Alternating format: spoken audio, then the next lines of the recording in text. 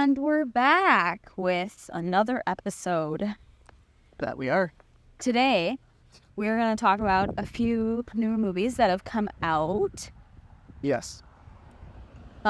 Which movies are they? Well, first off, we should probably just say hello again. That too. Yeah, we're great hosts. I'm Jack. I'm Steph. We're your co-hosts for Go See a Movie. Episode 4. Ooh, A New Hope. I was going to say. We've been on a bit of a Star Wars kick lately, which is a whole separate. We have. This podcast is about movies, but maybe if we have time, we can mention some some shows. Oh, sure. Yeah, that sounds like a good idea. Okay, yeah. So we are going to cover 3 movies. 3 movies that we have seen in theaters that we're covering because we've been wanting to see them since they were announced. Yeah, they were our for sure movies to see in 2024, which we still have some more that we do want to see, but yeah, are the 3? Yeah, so let me see if I get this right, okay? Civil War was one, right? With Kirsten Dunst and her husband, Jesse Plemons. Yeah, correct. That was in it. Well, lots of people that I don't really remember. Okay. To be honest, I just don't remember. And why don't you give a little snippet of what that movie's about? So we're not rattling off the names and then coming back to the movies? We're just... Okay. Well, let's give. I mean, Civil War is... This is what happens when you don't talk about what we're talking about before. Yes, that's our life. So, Civil War is basically about kind of, I think what many people in America have been talking about for what feels like a good 10 to 15 years about will there be another post-America Civil War, like collapse of society type thing, and this is basically that, and it's a war photographer. Yeah, it's through the lens of a war photographer. Yeah. So, which you didn't know that was a real thing until that movie, did you? And I was like, oh yeah, like just look up like Associated Press war photographer and you'll see some amazing photos. Yeah. Stuff in history. Second movie is Challengers, which I'm sure everyone's heard of with Zendaya, because everyone's like, oh, this is where they have a threesome or whatever it is. It's movie about this tennis. Yeah, this woman who plays tennis, and the trailer makes it seem like there's maybe a love triangle between her and these 2 gentlemen, and her relationship with tennis and these men. I don't know what else to add to that. I think that's a fine enough little preview or synopsis or whatever. And then the last one, right? What was the last one that we just saw? Oh, The Fall Guy. Oh, yeah. Which The Fall Guy or Fall Guy? The Fall Guy. I think it's Fall Guy. I'm pretty sure you're 100% wrong. Pretty sure I'm 100% right. Fall Guy. You don't have your phone, do you? I'm pretty sure I'm right. Well, why don't you take a vote in the chat? Yeah, that's our poll for this episode. Right. Is it The Fall Guy or Fall Guy? Or is it Fall Guy? And which one sounds better? I don't know. Well, we'll see what people vote on. And that is with with Barbie's Ryan Gosling and Oppenheimer's Emily Blunt. Yes. So it's fantastic that they're, the 2 Oscar headbutters last year. For sure they joked about that at the Oscars this year. Yes, that they're in the movie together, and that is basically about a stuntman and maybe a little bit of his love life, but just kind of this. It was a fun, movie about stuntman. So, well, yeah. Okay, so my first question. Oh boy, I think I know what you're gonna ask, and I was gonna ask you. Oh. Well, why don't you go? I mean, we can rank them 1 to 10, how good we thought they were, but out of those 3 movies, rank them. Okay, you want from the bottom up, what I thought was the worst, and up to the best. Which, yeah. Mm-hmm. Okay. Yep. All right. I'm just gonna say I think our list is gonna be completely opposite before I even start. Yeah. You're wincing in pain for our audio listeners. This is so difficult because I really loved them for different reasons. Yeah. Let's stop. Hold on. You have a loud, weird tractor coming through. Well, see something new in the city every day. Okay, anyway, So my list from worst to best is Fall Guy, Civil War, Challengers. That's my list, which I feel like might be the reverse of yours.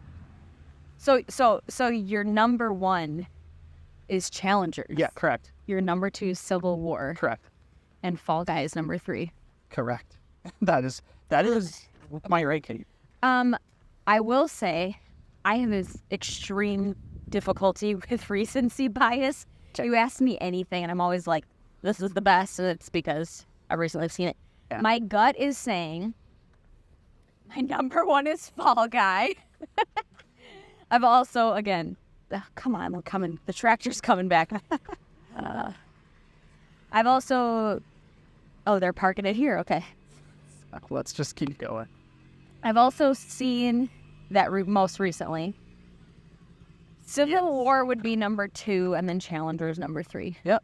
So, okay, first off, why Civil War is? I was going to say, Civil War is squarely in the middle for us. Why don't we talk about that? Why don't we lead with that? And then we can contrast why we liked the other or disliked. Not disliked. So it's not that I disliked any of them. So why I loved it so much, which eventually maybe there's a chance it could be number one out of those three if I watch them again.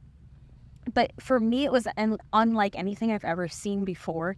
I love war movies. I've seen so many war movies, but never through the lens of a photographer.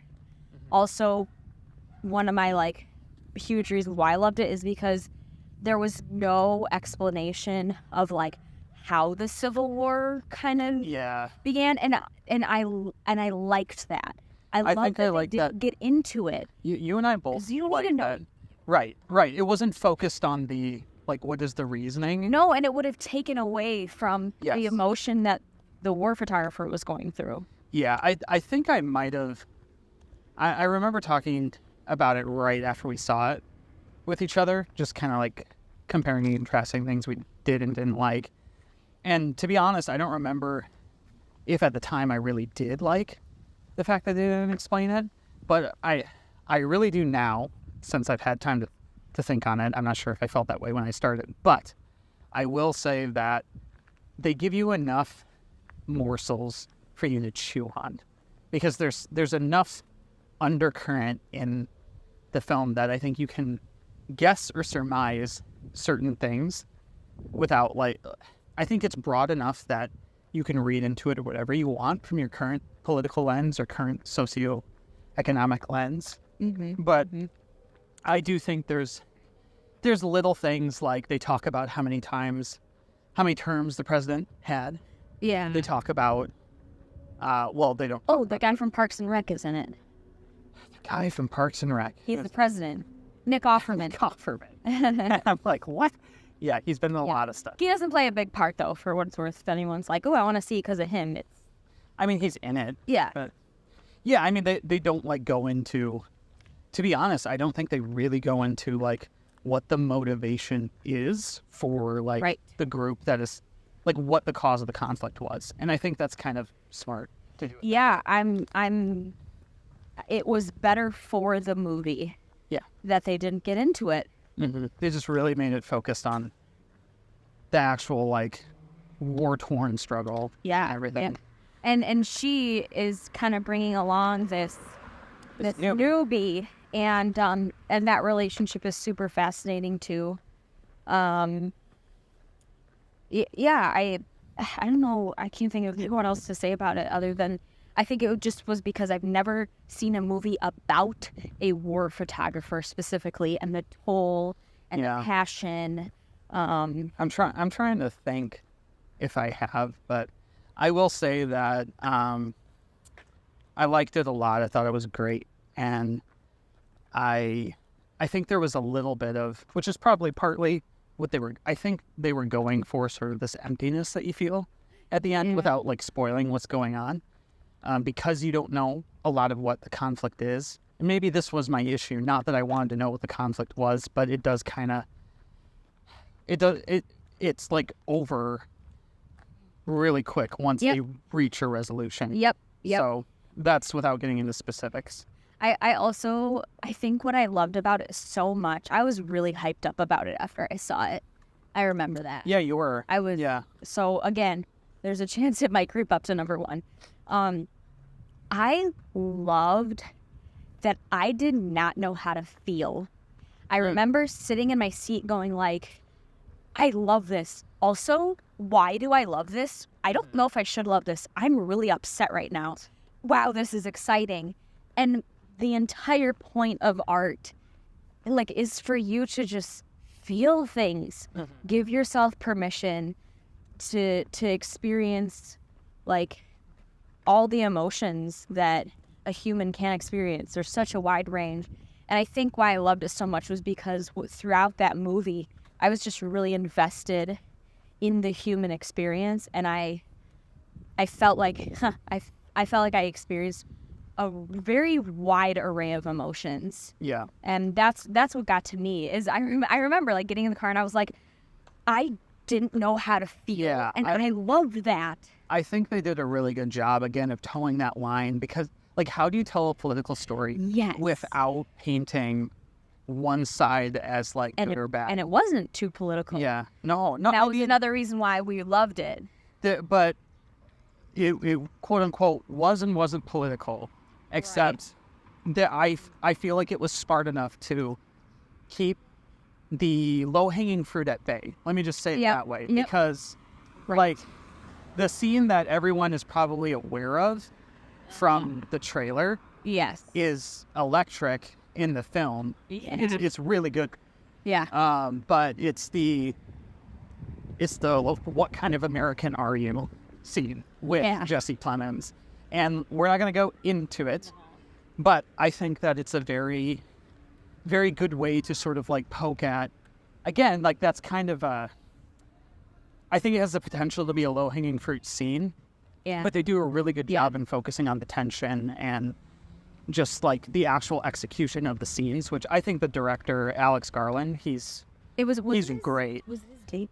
No, Sorry. Okay. No, he's done Annihilation. Oh yeah, I love it. Oh, well, I love Yeah, I know so much. Yep. I saw Ex Machina with you. Yep. At your grandma's. And my grandma. Yeah, that shows you what kind of family we are. We watched it with my grandma, which was. Yeah, so I guess he does do kind of some politically charged things, but they're not in your face. No, and I think that's what I like. I like that it's not in your face, and yet. Like, how do you do that? Who does that?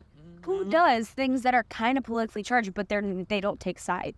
Yeah. I also, just trigger warning, it is absurdly gory. Really? I don't know if I would say that. I'm trying to remember. What scene are you thinking? It's pretty harrowing. What kind of American are you? Oh, yeah. You know, I forgot some of that. Yep. Like, just, yeah. Yeah, there are scenes that I kind of went to myself, I don't know if I've ever seen anything like this. Yeah. Also, I think what's really cool, and again, this is someone that's like not in the film industry, but I just thought it was so creative, was like, you think about the camera ops and how they're following the photographers that are following the soldiers. So I kind of liked that concept. But yeah, it did a really good job with the point of view. Overall, I would say 8.75 out of 10. Jeez, you're hyper specific. I don't get that specific. I'm not good at making decisions. Okay. Well, yeah, I guess the only thing I'll say, and then we can move on to one of our other three, or other two, I should say, out of our three. The only other thing that I just like couldn't get jiggy with was the soundtrack, and like specifically how they rolled it out in the film. It really took me out of it because it was like these needle drops that just were a little bit jarring, and I think yes, jarring's a good word. Some of them weren't bad, but it happened a lot. Yeah, it kind of made me go like, this doesn't seem to fit. It just seems like it was just placed. The music didn't fit. Yeah. Yes, I agree. I would agree with that. Yeah. And what would you rate it overall? 8 out of 10. All right. Yeah. Okay. Oh gosh, if I rated that 8.75, that means Fall Guy has to be higher. Correct. Okay, well let's do what are we doing next? Fall Guy or do you want to get the Fall Guy stuff out of the way, or do you want to? Let's do challengers, because I feel like we have I have a few things to say about challengers. Okay. Should I start as the apologist for it? Yeah. Okay, so here's the thing.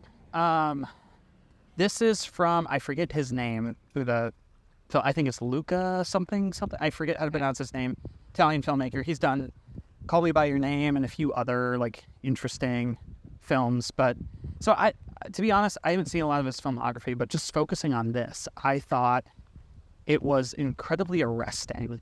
And, like, almost every single scene, like, especially as someone in the film industry, I'm drawn in by the acting. The acting was so heavily focused on. Yes. The characters are really strong, like you can tell. Yep. There was a lot of chemistry between all of the like, it was very good, very well paid. Like, it's not perfect by any means. I think you and I didn't really like the way they ended it. I'm so proud of you for turning to me during one of the scenes, because I was, like, so annoyed by the point this happened, but you turned to me and you're like, the sound mixing sucks. And I'm like, yes, it's so bad. So, So I will say, out of the 3 movies that we're talking about, Challengers was my absolute favorite directionally. Oh, okay. I'm sorry, directorially. Yeah, no, that works. I get it. Fell in love with how, I don't know, was it Luca? Luca, Bella, something. How he directed it, because Zendaya's the main character, but, like, also, is she? I mean, I think it does a really good job of trading points. Right. So there's 3 main characters, and the way that he directed it, you had empathy for every character. Even if there was a character that pissed me off, that I was like, what a I don't know, can I say it? I wouldn't say whatever you want. Like, what a sleaze. I can't stand him. Like, I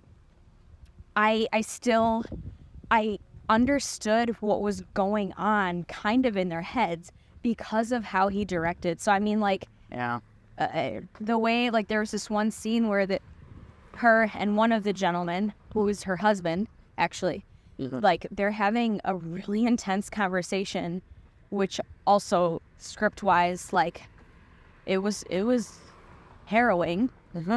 And I wish we could talk about it more, but we don't want to give anything away. Well, I mean, look, why don't we just put the disclaimer out there and say, like, hey, we've introduced it, we've talked about it for a few minutes in broad scopes, but right now at the 17-ish minute mark, let's just have a spoiler banner warning of, like, hey, skip ahead at least like a few minutes, and I'll leave it in the show notes to skip ahead. Perfect, because I really want to talk about it. Talk specifics. Yeah. So, like, her and then her husband are chatting. She is his, like, manager and coach, basically, because she got injured in college. That's not really a spoiler. No, it's part of the story. Yeah. And he's, like, not really doing well in his matches. Long story short, there's a lot of plot, and it gets to the point where they're in their, like, home/hotel room, and she's just like, if you lose tomorrow, I'll leave you. And it, like, they're standing across from each other, and it does a 180 pan to him. And it's just like, you get both of their ickiness, and that's when it hit me, like, wow, I think this movie would have hit differently if it was directed differently. And they did that kind of stuff throughout the whole movie, but not to the point where you cringed. Yeah, I get what you're saying, and maybe, you know, one of our friends and I, like, when we talk a lot about film, will often say that I recognize why you like that because of your biases and backgrounds, and so me being a director and being visually motivated, a lot of the films I like are very strong directorially. So that makes a lot of sense that you say that. But that's what I like, is that, like, he Luca, the director, like, he knew what he wanted and he did it, and he stuck to his guns, and that's what I like. It wasn't like, oh, I'm just gonna play around to be creative. Like, the one movie that disappointed me more than anything was Ambulance with Jake Gyllenhaal. They just, like, did crazy crap directorially just to be just like dick around, and it was like it literally like gave me headaches. That made me was pretty dizzy. crazy. It was awful. Yeah. So but the reason why it's number 3 is because of the end. Oh, that's the main reason. It felt like a Disney end. I was like, what? You could have done, and I mean the like last second of. Oh yeah. no, We both were like, kind of like, huh? because there's like one last little like plot end, which is cool. Mm-hmm. But literally the last 3 seconds is like, what? What are you? Am I watching a Disney film? It does feel really jarring. Because it went from like an intense. I also, this is another spoiler. Another reason I really hated it was because of the amount of cheating. Hated it. You hated it? But I'm sorry. Like what I hated about it. Okay. Was the cheating. I'm like, to me, you hear that crap time and time again. It's low-hanging fruit. It really is. Like, I'm sorry, but come up with something more creative than cheating. I'm kind of curious. I would have, you still could have made it where, like, people can still be unfaithful without cheating. Like, okay. You know, like, you could have, because there was, like, 2 cheating instances. And that first one I didn't mind is technically because, like, you didn't see it. It was just like... Are you talking about when they were young and the friend was like, did you sleep with her or whatever? That wasn't cheating. There was like... Yeah, I'm trying to figure out. The husband, like, saw them talking, like, at a restaurant in the hotel. Okay. And then he, like, got Steph to do some photographs. And then when he looked, they were gone. Oh. And so... what is the implication? Okay, yes. But then they, like, showed it way later. Yes. Like at a separate time. And I'm like, girl, keep it in your pants. Like, you just... Anyway. Yes. Yeah. So yeah, that's what made me put it at number 3. Okay. Was the amount of cheating and the very end. But tell me why it's your number 1 now. Yeah, I'd love to. Yeah, I mean, I think that, again, visually it was, and pacing-wise, it was so strong. So many of the scenes were, I used arresting to describe it earlier in the conversation, and there's so many moments that I just remember being drawn in by. I think it's a combination of how it's paced, how it's shot, the music, how it's acted, how it's written. There's so many moments, like, a couple that stick out to me is when, I actually don't remember the characters' names, but when Zendaya basically walks up to, and I think this is in the trailer, she walks up to one of the guys when, this is like a flashback when they're at college, which, by the way, I thought how it was constructed with the flashbacks was actually really well executed. I did like that. Which, it depends, like, on its own merits. I don't know how I feel about flashbacks for the sake of flashbacks, but this was done really well in a way that was engaging, in a way that made the moments land and hit hard in the present.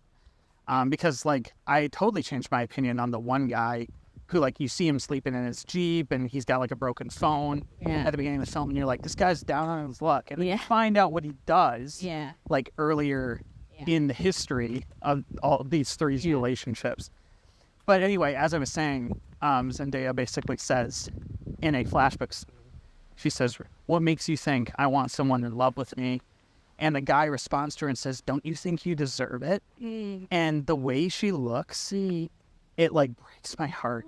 You know, it's because it's, and I love that because everything about that is film, because you don't know what it is about her in her past. That she's just such this lure and this catch for guys. You don't know why she doesn't think she's worth it.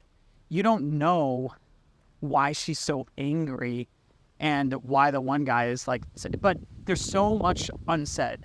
And I think that's film's strength. So I was just really drawn into it by that. And also, I'm sorry, we just have to talk about the scene. And again, this can be a slight little spoiler thing, but it's the scene in the trailer that everyone's, like, lured in by, and they think it's going to be one thing. And I have not been able to get that scene out of my head Yeah. Because again, the music, the pacing, acting, whatever, I thought it was all like really well constructed. So good. But the way, so here's the spoiler part of that bit. What happens is she basically like starts kissing them individually. Okay. No. Yeah. She basically starts kissing them individually, but then pulls away when they're both kissing her and they start kissing each other. Yeah. But what I love, Which sounds so weird. it sounds weird, but like, again, what I loved about how it played out is as she pulls away, camera follows her, it stays on her, and you like see her reaction, and she has this like twisted, menacing, wicked grin, and it's not evil, but what I like about it is, and this was my takeaway from it, she has this look of I can make them do anything. Yep.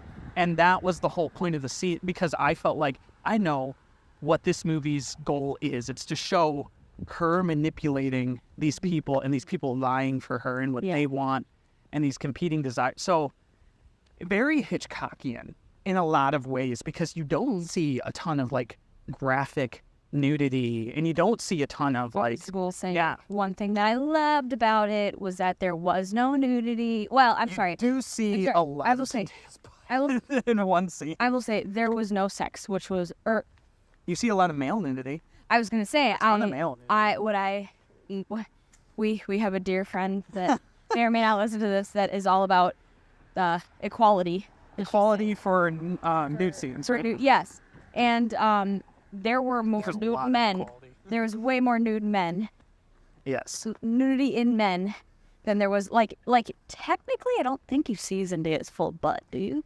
You see her wearing like some thin underwear, or like it's practically a thong. It's almost a thong. But like, just looked at each other like wow. But I'm like, I see that at Hoyt Pool every week. Like, So for what it's worth, there's more male nudity than there is female nudity. So props to Hollywood there for So that's just my whole thing, is that I just thought I was really engaged, and I just loved watching the actors like chew the scenery, and not in like a totally bold facing like, oh, it's all about the actors, but it just it felt really well constructed to me, and that's I think why it stuck with me.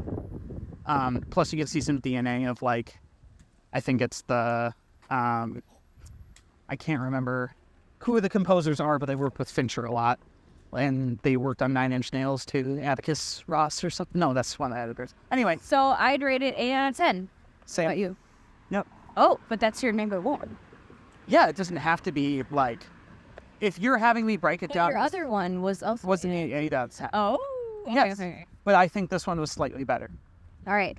On to Fall Guy. I don't know if I have like a ton to say about it. But it's your favorite. Other than Ryan freaking Gosling. Yeah. He doesn't miss a beat. He's great. It was so fun. There was like a record. They world record. They broke a world record for the amount of stunts and like stunts, rolling cars, cars, and I mean, again, that is also like there's some movies out there that's like a satire, but also like getting into the lives of like a stunt person, and so yeah, it's definitely a fun movie, very very goofy. Like, and also if you like Ted Lasso, oh my gosh, who's the blonde that's it? Who's I don't know. Like the owner? Oh, you mean Hannah Waddingham. Hannah Waddingham is in it. Cool. Yeah. I mean, she's always fantastic. Yeah. Like, I don't know if I've ever seen a woman that ripped. Like, Hannah, you mean? Yeah, like she's got biceps, man. Emily's pretty ripped. Emily Blunt. Yeah, but she's like just so stinking skinny. Not that Hannah's not, but like Hannah's like built. Yeah. Like she's got muscles. Yeah. True.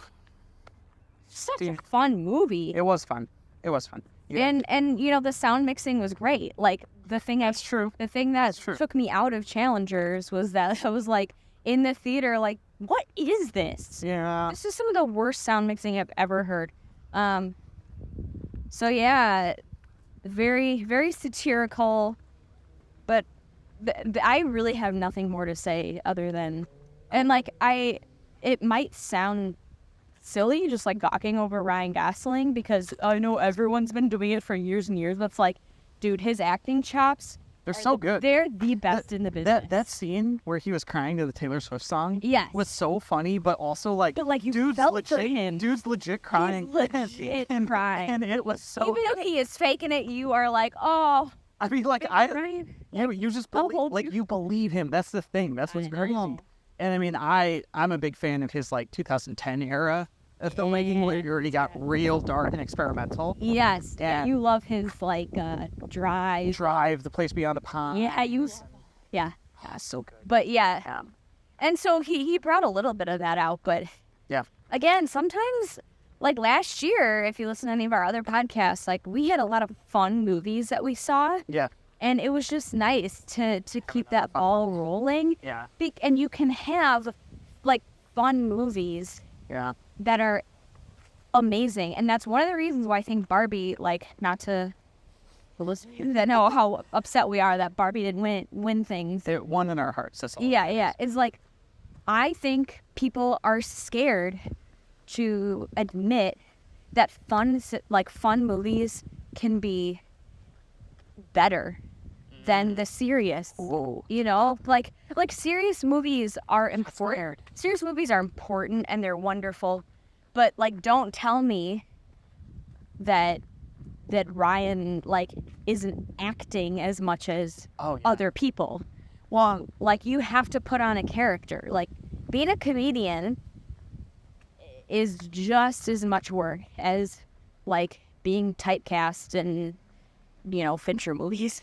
Like, yeah. If I can just comment real quick on what you said, I think you brought up our friend who was advocating for nudity equality, and like she also has talked a lot about the idea that like people want those fun, simple kind of movies, which is what you're saying. Right. And I would agree that I think, like, I miss movies like Just Friends and even The Proposal, which I'm not a huge fan of, but it's like it's sort of that idea of there's something simple for everyone, and it's okay to smile and laugh and have a guilty pleasure or whatever. Like, hey, my favorite movie is a Steve Martin movie, okay? Like, oh, yeah. And no one can tell me otherwise. Correct. No one can? When I think about it, and I just, like, laugh to myself, like, randomly. That's how I feel about Fall Guy. I just think about some of the funny stuff. But, yeah, stunt-wise, and that's what the other thing is that they came in guns blazing with stunts. Yeah, they did a lot of stunts. If it's about a stunt, man, of course there's going to be stunts, and it was like, woo! Yeah. And kudos, I've never seen it before, but kudos to, in the movie, Ryan Gosling is playing the stuntman of some, like, douchebag actor. And he was also fantastic. Aaron Taylor Johnson. Oh my! I've never seen him in anything. Really? I don't think so. Oh wow! And I was like, this dude is awful. He's hilarious. He's such a. Oh gosh. So he was a riot. He is one of those actors that I think you will have seen him before and not realize that he's one. Oh, probably. So, yeah. Any other notes about that? No. So I can just real quickly comment on mine if you want. No, and I'll just say again, it might be recency bias. So I also, Jack and I play off of, I think it's important to note who you watch your movies with. Because, like, Jack and I were audibly laughing out loud during this. Good. And, like, I think that made it all the more, like, the more exciting. Yeah. So. Yeah, no, I agree with a lot of what you said. I think it was very good. But that's kind of where it ended for me. And I thought it was good. And my big thing was just, I don't know, like, I felt like the idea was way better than the execution, if that makes sense. Sure. I loved so many things about it, like the stunts and like the actors that they did have in it, like Hannah Waddingham and Aaron Taylor Johnson. And you don't know her, but she was in Everything Everywhere All at Once, and she was like the one girl who had the dog that was in the chase scene.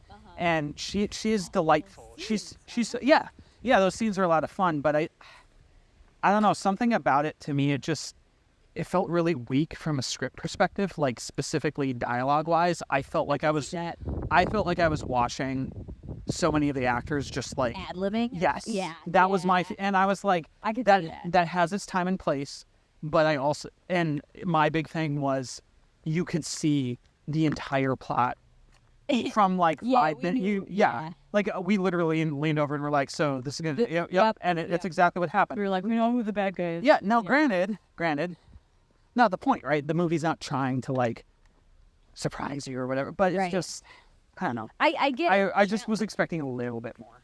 From the Okay, idea. that's just fair. That's fair. I get that, Challenger and Civil War, like, it definitely brought about emotion. And, like, Yeah.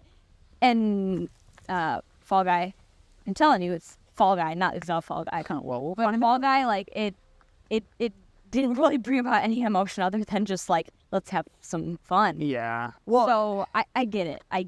and I respect that. I may or may not change my answer. And for the 100th time, I have a problem with recency bias. That's true.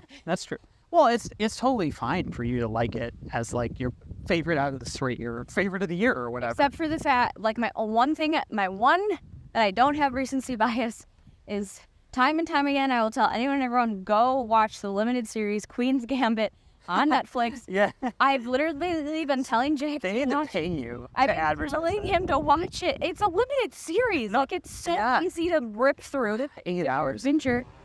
And hold on. We got some traffic tonight. And wow. Whoa. Scratch rocket. Yeah. So I don't know. Those were kind of my things, but go on. But I was just gonna say, like, Queen's Gambit, I think I watched it 4 or 5 years ago. Yeah. Like, and I still am like, have you seen it yet? Yeah. So yeah, I would rate it. So I can rate it less, but just, What? I don't know. Now I'm kind of like, maybe I should rate it 8.5 because of how much we talked about it. And I'm like, yeah. Oh, okay. So it'd be like number 2 for you based on your 8.751 or whatever. But the other one was. the mood that I'm in right now, it's my number 1. Okay, that's fair. You're allowed to change your mind, Like, you don't have to be beholden to it. Yeah. But yeah, I mean, What would you rate it? 7. All right. I really liked it. Thought it was good. Just wish it would have lived up to a little bit more. Especially, like, seeing movies like Free Guy and, like, The Nice Guys with Ryan Gosling and Russell Crowe. It's like, I know what they can do. Yeah. And that's where I was like, oh, you get these two together, like Emily Blunt and Ryan Gosling. Like, you should see firework. Like, not that they weren't good together, but I just, I kind of said all I needed to say. So that kind of wraps up those 3, right? That wraps it up. What I will tell you, what I'm excited to see coming up, as silly as it sounds, is Inside Out 2. Oh, that's right. Can't wait. Very excited because I love Inside Out. Yeah. Well, for those of you that don't know, is an animated Pixar movie. I'm curious if people don't. I mean, I guess it's possible, but that'd be a good one to see. Excited to see that. You want to see Big Monkey, right? Big Monkey. What are you referring to? Planet of the Apes. Well, that came out earlier this year. Yeah, but we haven't seen it. Correct. Yes, that is one that we have to see. Big Monkey. I think it's War or Kingdom. I'm just like, I love big monkeys. Yes. Because I love Kong, so. Yes. And I don't know. I feel like Dune has been dethroned for me. Dune has? Dune has not been dethroned. Dune has not been dethroned for me either. Man, really loud tonight. Jeez. Yeah, I guess, is there any, so most of my stuff that I'm interested in, to be honest with you, is like really super nerdy stuff or horror stuff. So I don't think you would be. So name 2.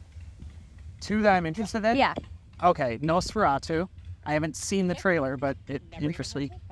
And Longlegs. Oh my gosh, I cannot wait to see that. It's being hailed as one of the best horror movies in years.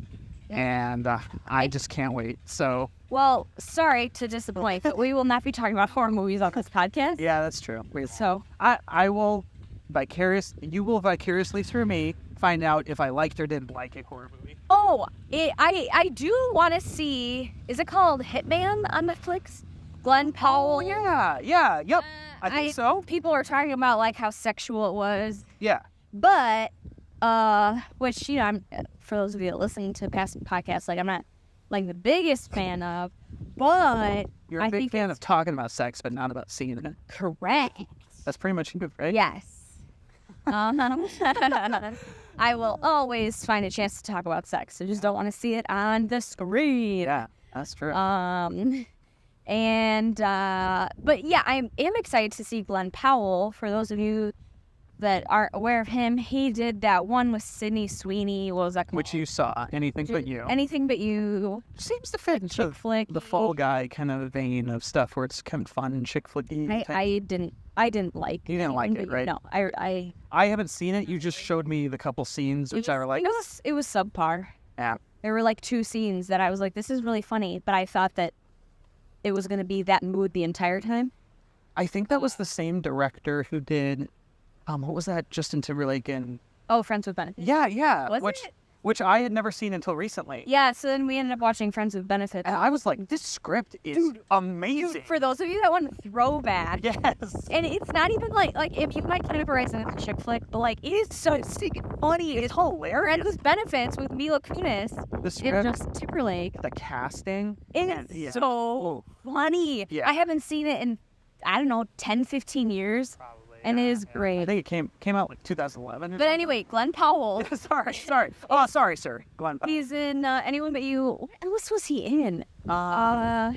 He was in one more. Well, so he's in that Twisters movie that's coming out, which I have like negative interest in seeing. Yeah. So what I'm And excited like about. Top Gun Mavericks. So what I'm excited about is that the Hitman. It sounds like he might. I would hate for someone like Glenn Powell to get typecast into chick flick movies. I don't think he's going to. Right, and I think that Hitman will hopefully be like, because he plays like a bunch of different like characters as like Hitman, and so I think that I'm excited to see that, and I'll mention that the next time we have podcasts after I see it. But other than that, that's pretty much it, right? For y'all Star Wars people, go see the season 1 of Acolyte on Disney Plus. We just crossed over episode 5, which was spoiler warning, a bloodbath. Yeah, we like, can't insane. stop talking about it. Yeah, we're a big fan. I'm a lifelong Star Wars fan, and I'm just glad they're doing something new and different. I'll just say that. And just leave it at that. And for those of you, let's start right here. Yeah. And for those of you that like don't care for Star Wars, here's what I'll say. The only Star Wars I've ever seen are the original 6 episodes. And Jack was like, oh man, Acolyte's so good. And he kept talking about this show. And Jack, I know, only watches good film. So I was like, I better check this out if it's that good. And if you don't like Star Wars, or if it's like not your thing, like I wouldn't say I'm insanely passionate about it, other than like, okay, I will admit Mark Hamill was my first crush. When I was 4 years old, I was like, who is this cute man on the screen? When I was watching it on VHS, when I was watching Under Hope on VHS. Yeah. So that's a little awkward, but other than that, I'm like, Star Wars is like a part of my childhood. Acolyte is incredible storytelling. Yeah. Incredible. We'll see where it lands. Yeah. Like in the next 3 episodes. 5 episodes have been wonderful. They've been really good. They've been very fun to watch. Mm-hmm. And it has elicited many conversations in general about life and family, and which is again the point of perspective film is to you watch it to like and it helps you to shape. It's one of the last, like, especially to get on my soapbox for a second. I work in this field. Listen to this. We'll find out. It's one of the last like true communal like things we do as a society together, watching film. And in a society going out to eat. Yeah. Well, I mean, that's not like entertainment though. Yeah, it is. Sure. Sure, maybe to you. But like most entertainment seems to be increasingly individualistic, and we continue to drive each other apart and being different. And I think film is one of those things that you will get people of differing beliefs and backgrounds together in a room to feel something together. And that's what I love about it. So, including us. Yeah. Yeah. So with that, go see a movie and TV show. Yeah. Find something to watch.